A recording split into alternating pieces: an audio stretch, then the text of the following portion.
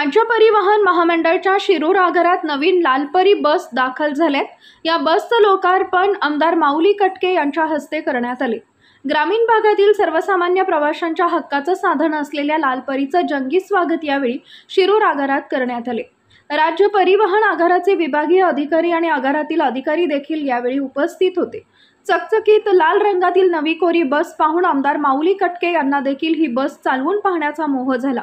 महाराष्ट्रातील प्रत्येकानं कधी ना कधी एसटीनं प्रवास केलेला असतो। लहानपणी तर सर्वांनाच एसटीचं आकर्षण असतं।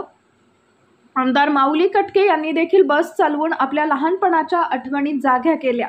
तसेच राज्य परिवहन आगारातील काही अडचणी असतील तर त्या शासन दरबारी मांडून सर्वसामान्यांच्या लालपरीला सर्व प्रकारचं सहकार्य करण्याचं आश्वासन देखील यावेळी आमदार माऊली कटके यांनी दिला।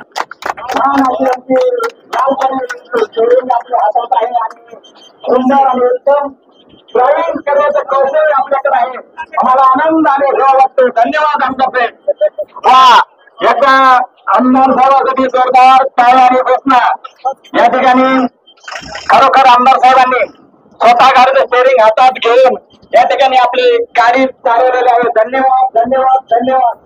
आमच्या देशाच्या वतीने आपल्या विशेष आभार।